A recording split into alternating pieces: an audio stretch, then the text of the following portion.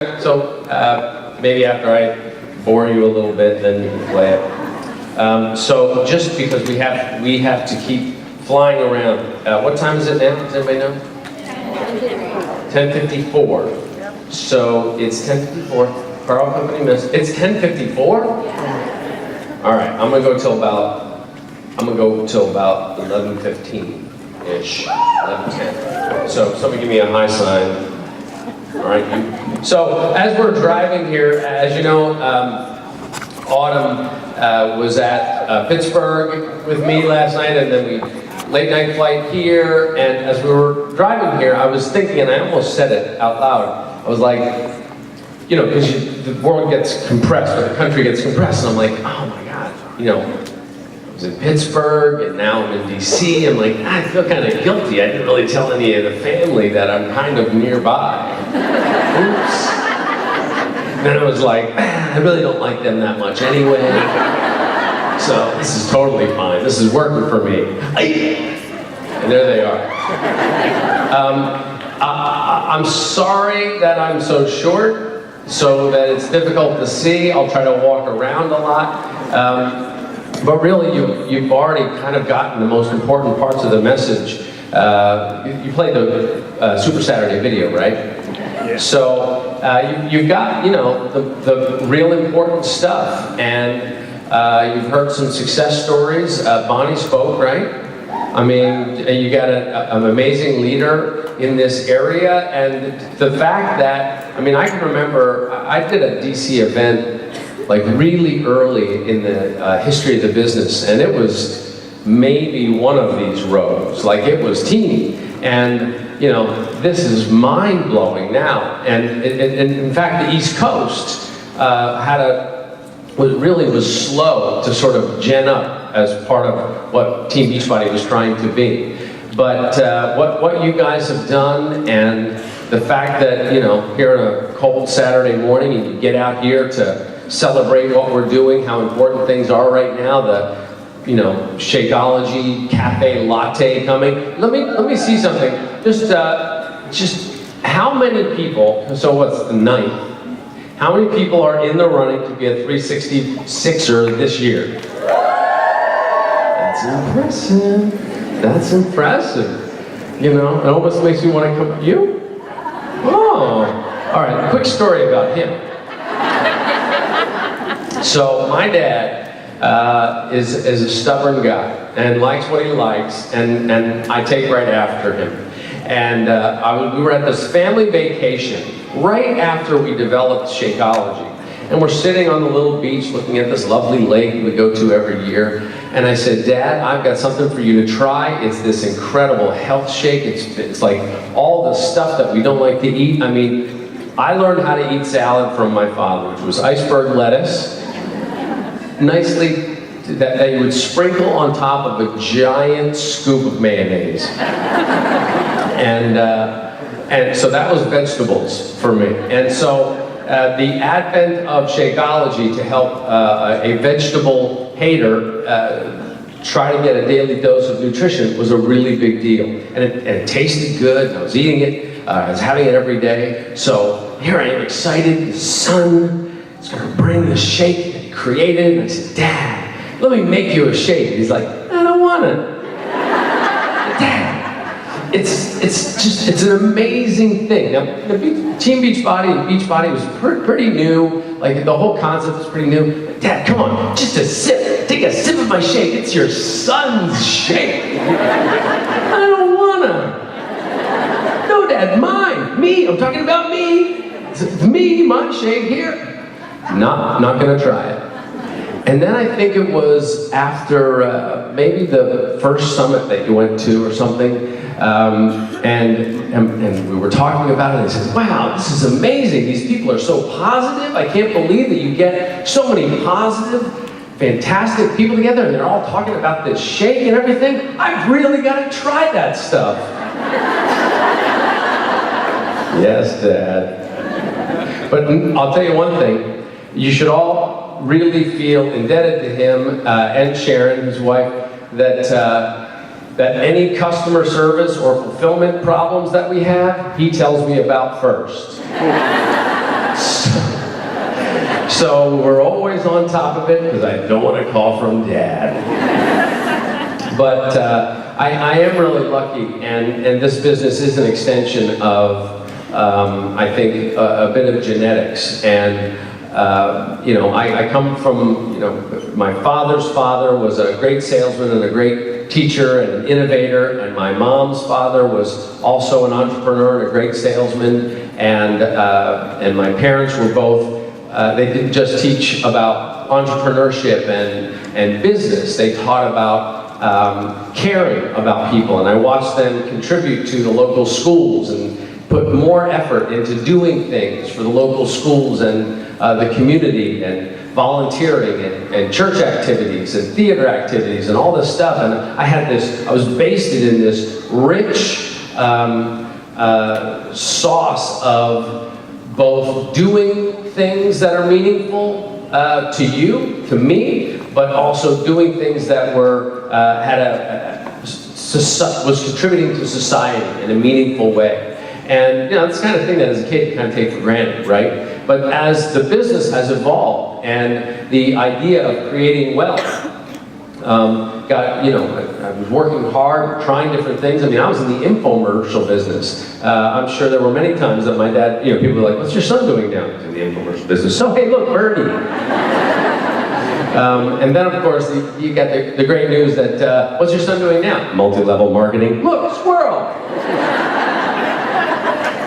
But it turns out that we're doing it differently, and we're doing it in a way that's meaningful and truly lives up to the phrase multi-level helping company instead of multi-level marketing. And you know, the feedback that I always love that I get from my family, not just my dad, but everybody who gets involved, is they just can't believe the quality of the people that we're surrounded by.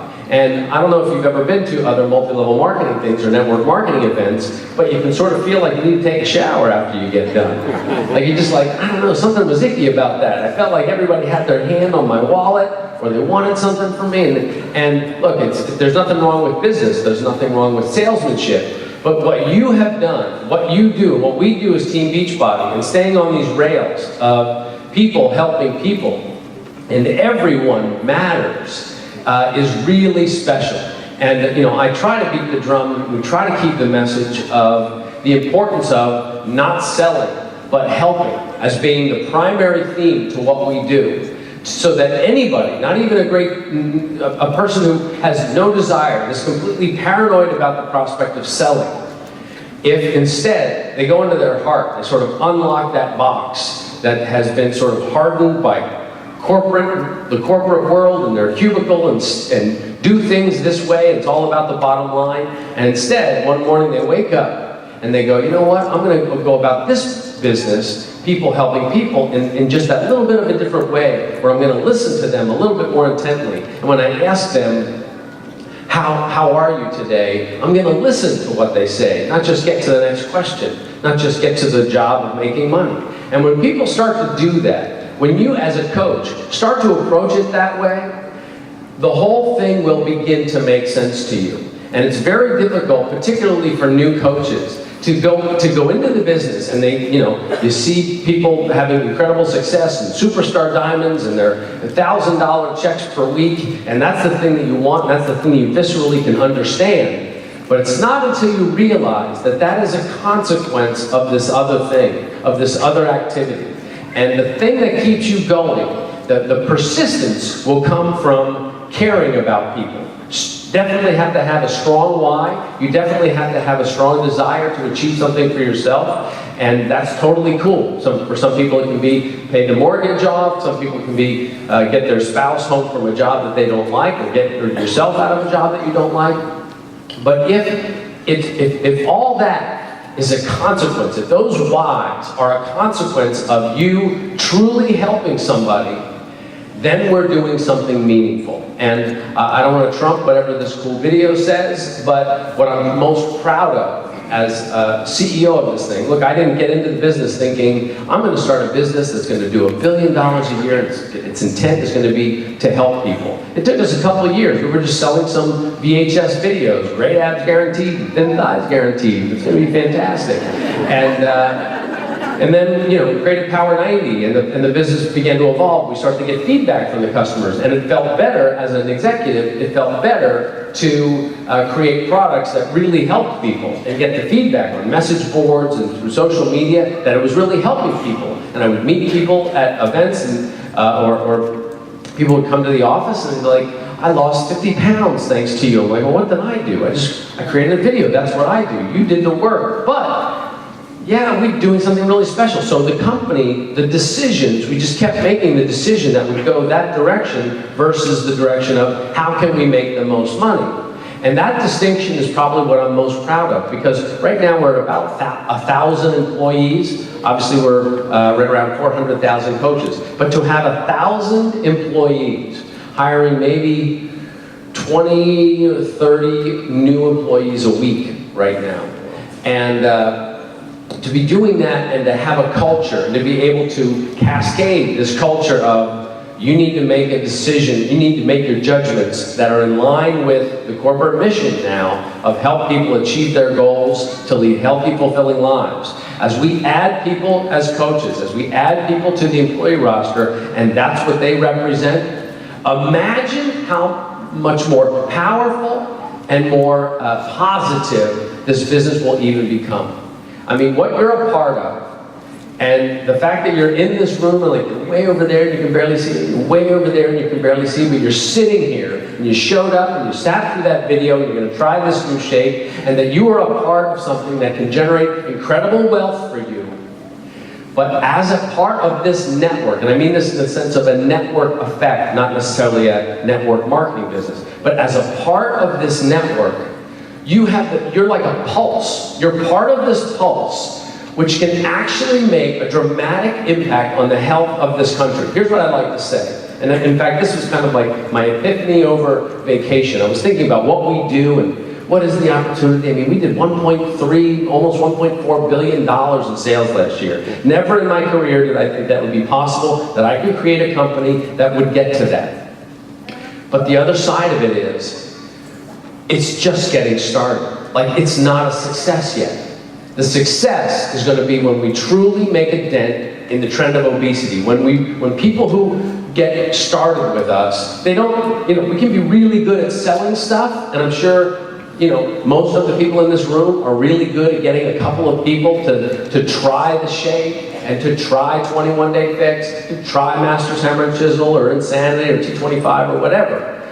But it's the people who manage to help people really complete it, and the people who manage to, after they complete it, to stay with it so that they maintain the weight loss. Doesn't mean that we're all shooting for hard bodies. It's going to be sort of up and down like this. But if we're the people that can hold people accountable to that, then we have changed the entire model. That now we're out of this annual January 1st New Year's resolution thing. And I think we started to do that with the year-end resolution when we said, you know what?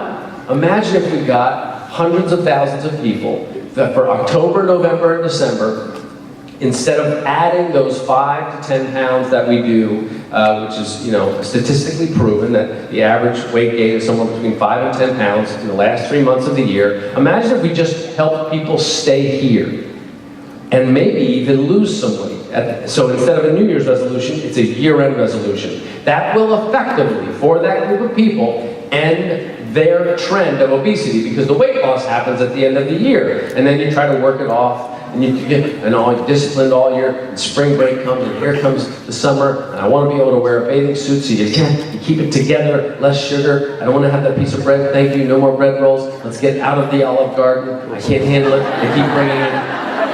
Let's go over to that Mexican place, oh, no more chips. So you just try to keep it together, and then September comes, and you can start to layer, and then Halloween, and well, I can't do that much. That's just an M&M. How bad can that be?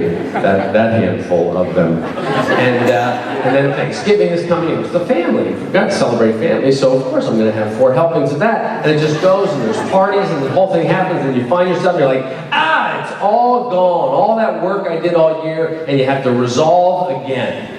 But instead, if we can be the people that institutionalize this concept of helping people stay consistent all year long so that they don't put it all back on at the end of the year, here's what happens.